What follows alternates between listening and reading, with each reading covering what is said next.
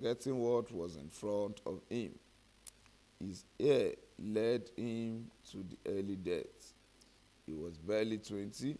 He didn't wait to see my face or hold my little feet.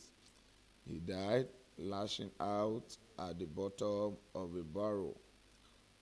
They say he was already buried when they found him. There was no point in digging him up to bury him again, so they just shoveled more earth over his corpse. No other man would marry my mother for the fear that they might also die in a grave intended for a lesser beast. But they were all lesser beasts, all unworthy of her. My mother died fabric and dyed indigo. The sole of her feet were always black. As a child, I would sit for hours removing the black residue from her toenails. By the time I was 12, I wished she would cut off her toes, not because I hated her, but because my arms ached and Mama was never satisfied. I think she just liked me to touch her feet. When I was 17, I prayed that the gods would forgive me for all the evil thoughts I had ever had about my mother, because without her, I would not be here today. She was a mother of mothers to me. She nursed me through an illness that reduced me to an infant. I lost my ability to walk or talk. They said it was my father's spirit that had come to take me, but I knew that was a lie. Why would my father want to do that? It all started with a headache. I was fetching firewood from the forest one day when my head started to drop at the awuje. It was as if the bone that had merged were being forced apart. I managed to stagger home. My mother had saw me coming. She ran to my aid. If she hadn't, I would have broken my skull on a stone. She carried me into our house and laid me down on a mat. My body was covered in dye, but I didn't know it. It was as if a witch had set my belly on fire. With every hour that passed, the flames rose. They say I screamed fire until sleep smothered it. It was when I realized my trousers had been changed that I knew another day had dawned. My t-shirt had not been touched, and when I looked in the small mirror in the corner of the room, I understood why. It looked like I had stuffed two mango in the curves where my neck met my face. So swollen was my neck that my mother sighed every time she laid eyes on me. The way my daughter is now, that was the way I was for weeks. No one used to myself or anyone. There were days when my eyes would close from pain, rendering me deaf and dumb. My legs would curl like caterpillars, and my arms would have nothing to do with me. My mother would frantically bathe me in cold water, only to stand and marvel when steam began to rise from my head. I have been where Segi is now, and I know the only thing that will save her is the arm of one that she chooses. That was how it was for me. It was my mother I wanted.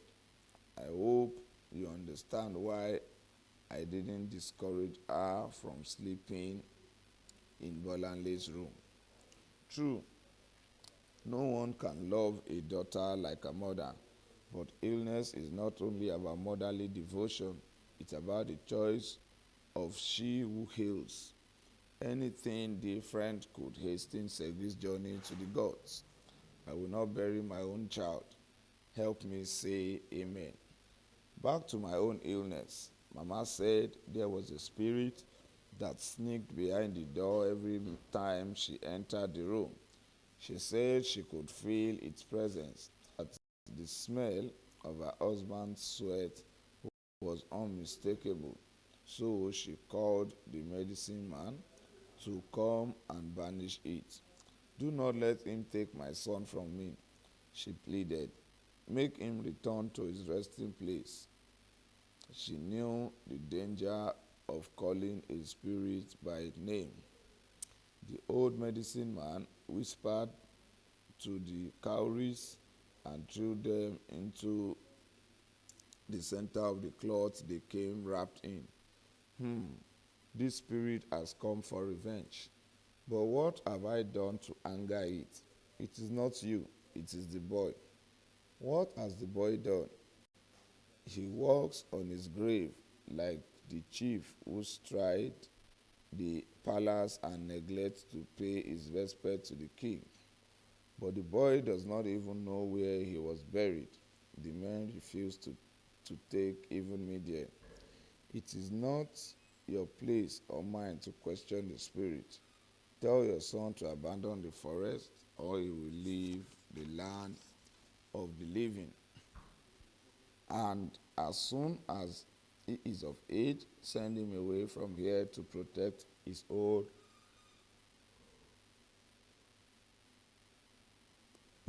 unborn son. I have heard your word, and they are full of wisdom. Take this yard of clothes for your wives. My mother handed him a pile of beautiful embroidered tie-dyed fabric. As soon as he stood through the Mama knelt beside me and held my right hand in both of hers. Son, did you hear the word of the wise man? Only some, I said, but I had heard everything. Then listen, son, soon you must go far away from here. Go to Ibadan, where forests are few and places are plentiful. Go far from this root that threatens to knot themselves around your feet and drag you into their tombs. The swelling around my neck went down within weeks. I swore to my mother that I would never go to the forest again, not to fetch firewood, nor even to hunt. But they say a hunter's child is not trained but born. Though I resisted, the leaves of the forest beckoned to me. The root formed a path and branches begged me to perch upon them. Before I knew it, I was pressing my ears against solemn trees, listening to the hoot of guinea fowl I would never set eyes on. My disappearance did not go unnoticed. My mother heard my feet stomping on the doorstep and knew straight away that I was disobeying her. One day, she tried to ward off notes in a handkerchief, placed it in my pocket, and sent me off to Ibadan with good wishes from the journey. I was to work as an apprentice in a store where they sold plumbing material. Yes, not knowing the scent of women until the spirit of Ayikara found me and sucked me into its belly. That is how I met Tisha, the noble one whose rays of wisdom have guided me through darkness. If the gods took me from men, they would fight for Tisha's body. It was he who told me that I should return home and marry the woman my mother had found for me, lest the women of Ayikara make my blood bitter with their bile. It was Tisha who pointed me to the direction of the medicine man when it seemed Iyachegi's back would be permanently gummed to her matrimonial mat. Within months, she was forced on her side. Her belly bubbled of the earthen pot, drunk of rainwater. Segi, my daughter, was named by my mother.